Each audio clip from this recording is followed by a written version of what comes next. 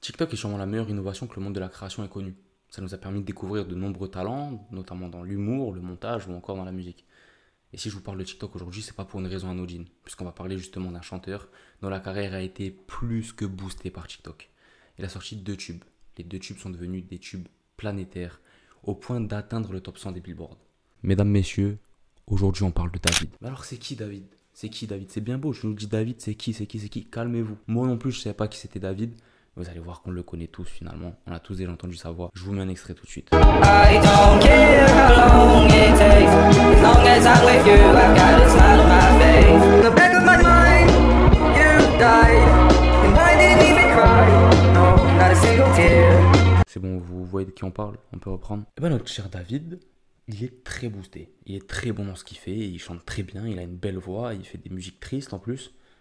Beaucoup de dépression en France en ce moment, hein, donc ça peut que marcher. Et David, bah, il pète de plus en plus. Il sort son premier album là en 2025 et il fait 30 000 ventes. Alors 30 000 ventes, c'est énorme chez nous. C'est pas mal aux États-Unis, mais ça lui permet quand même de se hisser à la 13e place des Billboard. C'est pas rien. Et le mec n'a que 20 ans. J'ai 20 ans. J'ai 20 ans. Palmarès de mon année. Je me suis fait quitter. J'ai perdu 25 000 euros. J'ai pas eu mon diplôme. Et j'ai pas le permis. On n'a pas la même vie. Donc David, il a 20 ans. Tout roule pour lui. C'est le mec du moment aux États-Unis. Le mec est fort. Il est très fort dans ce qu'il fait, comme je vous ai dit. C'est pas un rappeur, c'est un chanteur. Il est très doux, il est très calme.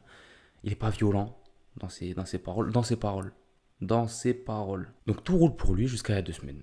Puisqu'il y a 2 semaines, bah, les flics y retrouvent une voiture abandonnée, une Tesla plus particulièrement, qui est abandonnée là sur un parking. Et la police tourne autour de la voiture. Ils sentent une odeur. Alors c'est une Tesla, certes ils sont avancés dans la technologie, ils savent faire des voitures qui roulent toutes seules, mais des voitures qui ont le goût de la viande en décomposition, c'est peut-être pas le truc. Je sais pas.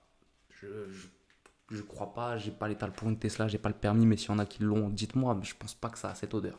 Et là on arrive au moment vraiment pas drôle de la vidéo, puisque quand ils ouvrent le coffre, c'est quand même leur travail, ils tombent sur un corps en décomposition, donc qui semble être là depuis quand même pas mal de temps. Et bien évidemment la voiture appartient à David. Mais vous allez me dire, tout doublé, la voiture elle a été déclarée volée il y a 3 4 jours avant.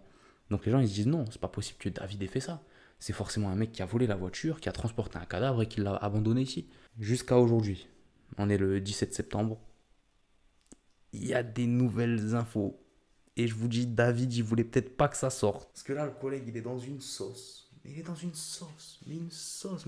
Il est dans une sauce, ni vous ni moi, pour 1 million, on accepte. De toute façon, comme on dit, au jugement dernier, il n'y a ni million, ni Rolex, ni voiture, ni Cléoui, ni je sais pas trop quoi.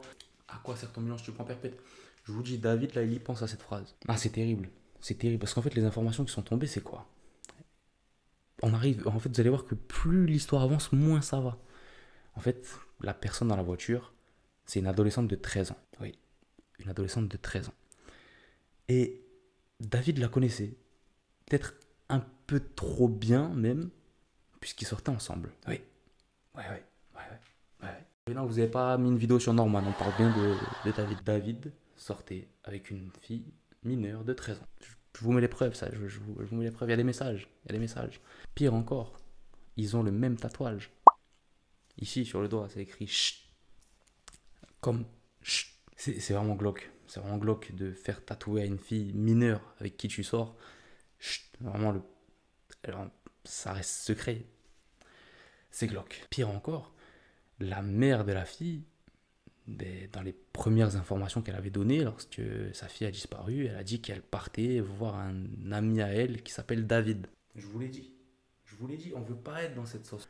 Internet s'est déjà emparé de l'histoire, vous imaginez bien que les autorités aussi. Et le pire, c'est que la fille, ça fait 1 an qu'elle a disparu. Donc là, elle devrait avoir 15 ans aujourd'hui. Elle avait 13 ans à l'époque. Petite correction au montage, la famille, elle avait 15 ans quand elle a été retrouvée dans le coffre, mais elle avait 13 ans lorsqu'elle était en couple avec David en gros. David l'aurait tuée. Et bien évidemment, vous imaginez bien que tout le monde a fait des blagues là-dessus. Tout le monde a fait des blagues au sujet, évidemment. Ils ont repris ses paroles. C'est toujours moi du montage, je viens de me réveiller et on vient d'avoir des nouveaux éléments très troublants sur l'histoire. Et j'étais obligé de vous mettre les screens en fait. Donc pour commencer, on a ce screen qui nous affirme que l'anniversaire de la fille c'est le 7 septembre. Et que le 7 septembre 2022, alors que David la connaissait déjà, il a sorti le son Romantic Homicide qui parle d'un homicide amoureux. Et comme si les preuves ne suffisaient pas encore, les internautes ont retrouvé un son qui parle d'une liaison de lui avec une certaine Céleste, le nom de la fille retrouvée dans son coffre. En parlant de cette fille, selon ses proches, elle était très fan de Hello Kitty. Et regardez juste la pépée de TikTok de David. C'est hyper troublant et hyper bizarre de faire ça. On se dédicace à David qui va rejoindre le tireur de Charlie Kirk. C'est compliqué les États-Unis en ce moment, je vous le dis, c'est peut-être pas le moment d'y aller. Je voulais y aller, mais j'ai pas trouvé de gilet pare-balles pour le coup. C'était tout, c'est une vidéo vraiment faite à la va-vite, c'était pour parler de l'actu. Prenez pas la vidéo non plus au sérieux.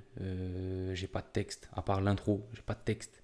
C'était plus pour parler de l'actu un peu avec vous. N'hésitez pas à réagir en commentaire, à partager la vidéo, à mettre un like si ça vous a plu, même si le sujet il est pas marrant de ouf. A bientôt pour une prochaine vidéo, je vais essayer de me reconcentrer un peu sur les vidéos. Ça va manquer de parler d'un sujet que j'aime. Pas les meurtres, pas non, la musique, le monde de la musique. Pas les mineurs non plus, vraiment la musique quoi. La pop culture.